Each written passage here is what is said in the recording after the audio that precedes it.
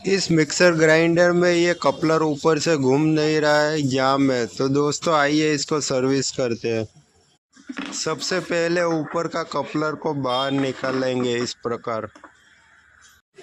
ऊपर देख सकते हो कितना जाम है, कितना गंदगी लगा। अब इस मिक्सर ग्राइंडर को उल्टा करेंगे। उल्टा करने के बाद जो बॉडी में स्क्रू लगेंगे उसको खोलेंगे और बॉडी को ओपन करेंगे ताकि मोटर का अंदर हम काम कर सकें।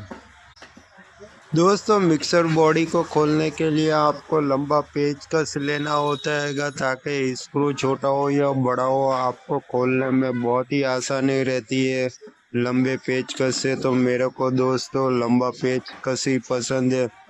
दोस्तों इसके अंदर गंदगी बहुत ज़्यादा है, आप देख सकते हो। अंदर जो वन बॉडी के अंदर मोटर घूमती है तो बाहर का जो भी कचरा वो एयर से अंदर खींच लेती है और अंदर जमा होता है। इसको हमारे को खोल के ओपन किया है तो पूरी तरीके से साफ करेंगे ताकि गंदगी अंदर से सफाई हो जाए। बार बार तो ये मिक्सर ग्राइंडर ओपन नहीं होता है, जब सर्विस में आता है तभी ओपन होता है। इसके अंदर गंदगी को हम क्लीन करेंगे पूरी तरीके से।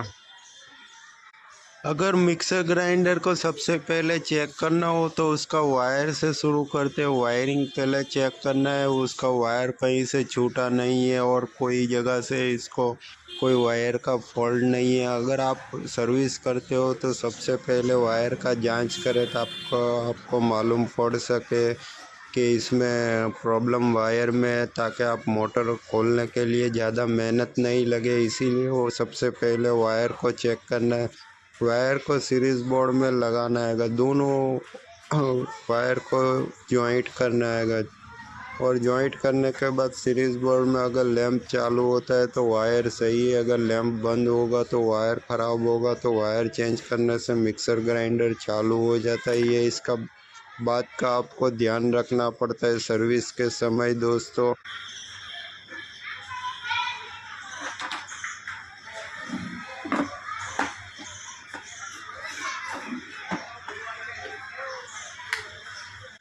हमने वायर लगा के चेक किया लेकिन लैंप चालू हो गया है, वायर तो सही है। अब प्रॉब्लम है दोस्तों मोटर के अंदर।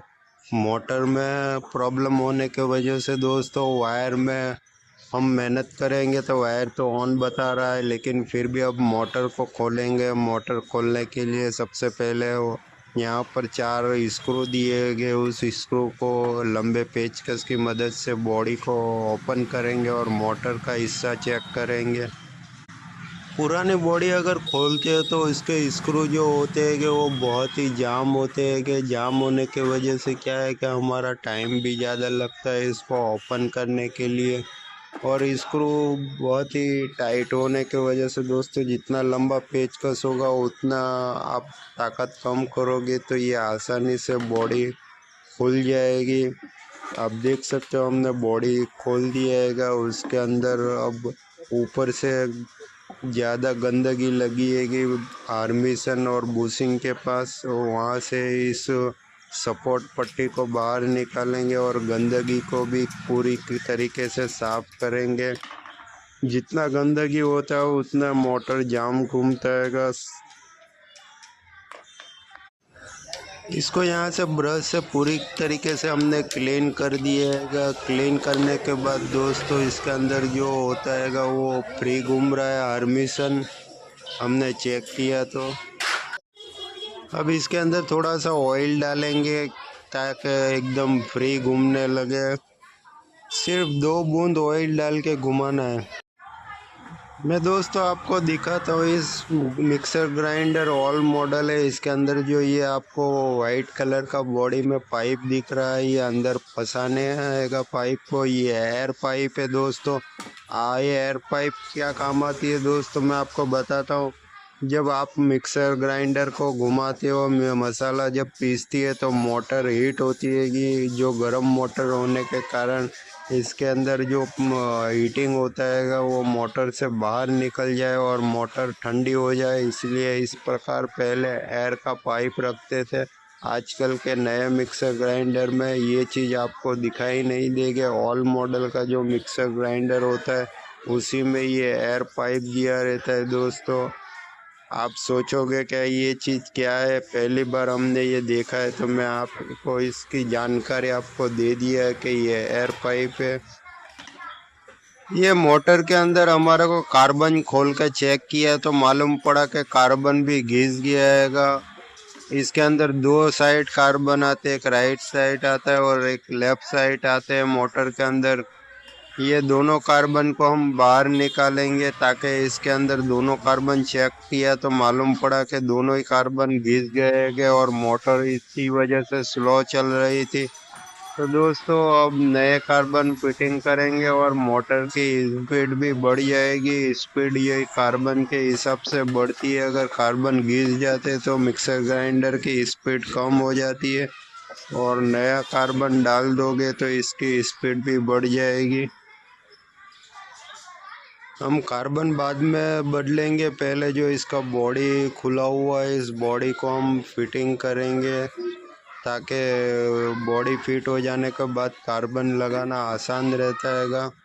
तो सबसे पहले ये बॉडी के चारों स्क्रू हमारे को यहाँ से फिटिंग करके बॉडी को फिट करने के बाद कार्बन का काम करेंगे।